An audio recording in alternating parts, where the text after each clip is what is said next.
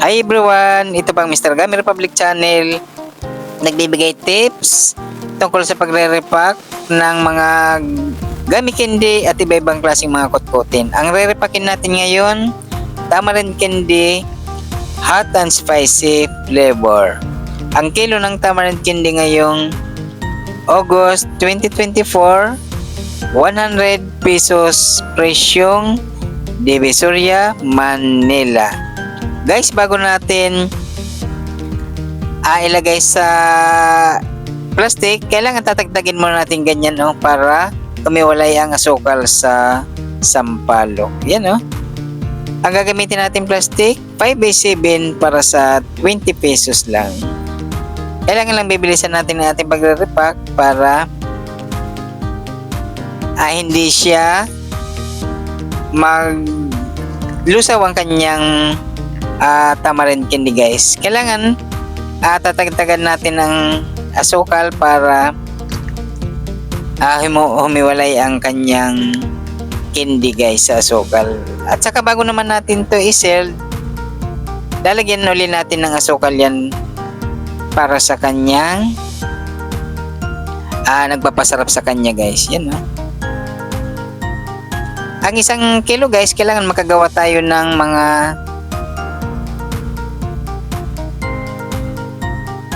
8 pirasong balot ang 1 kilo, guys, ng tamarind candy. Itong nirepack natin 2 kilo to, guys, na pinagsabay ko para marami-rami ang ating magawa.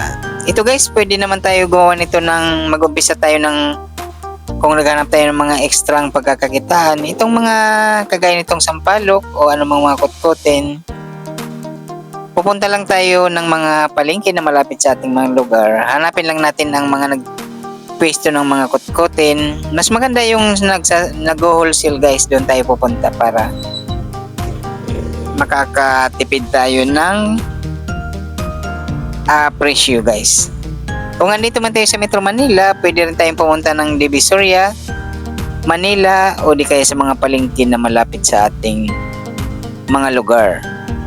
Ganito lang ang paggawa nito, guys, ang pag-repack. Kailangan lang tayo mismo ang pupunta sa mga pamilihan at saka makakapili tayo ng magagandang klase. Huwag tayo kukuha ng sampalok, guys, na parang lusaw na siya, yung parang basa or nagmo-moist siya. Kailangan nang pipiliin natin yung tuyo lang siya, yung magandang hitsura.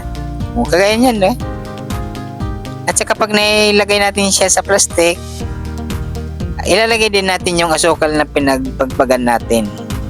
Yun ang magpapa-preserve sa kanya.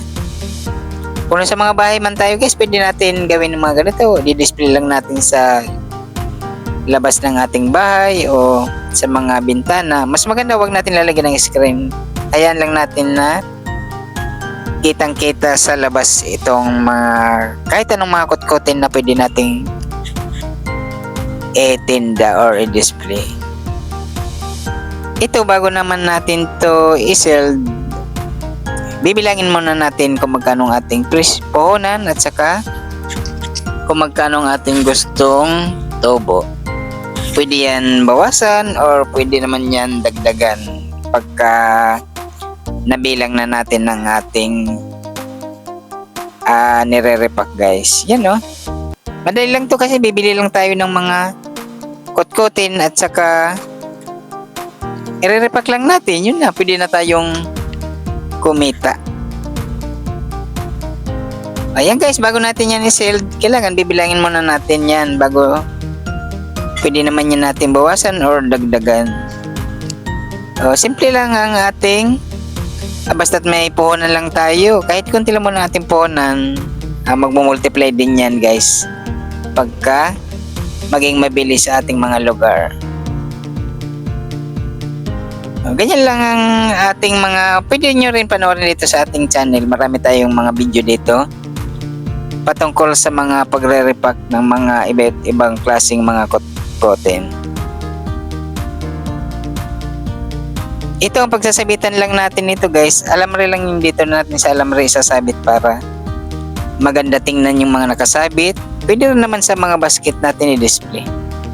Nasa sa inyo na yan kung paano ninyo didiskartehan na para mabili at saka kailangan iba-ibang klaseng mga kutkuting guys ang ating isasama dito sa mga pagtitinda. Pwede mga gummy candy, mga mani, mga dilis, maraming pwedeng pagkakitaan tayo guys na malaki ang kita pagka nirepack natin.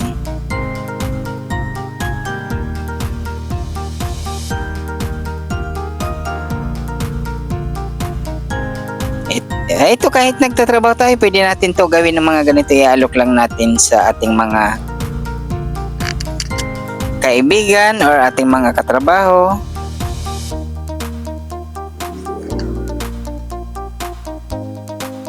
Yun lang ang ating gagawin guys, mga ganito lang. Napakadali naman to gawin.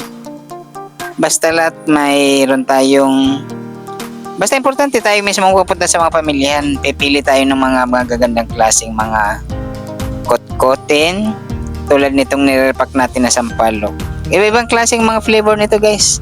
Ito hot spicy itong nirepack natin. Meron naman itong sweet lang or meron naman itong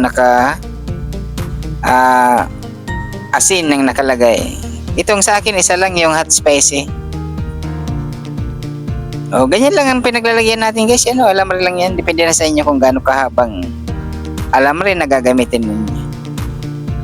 Diba? Pagka sinabit natin yan guys, marami tayong magawang mga ganyan nakasabit.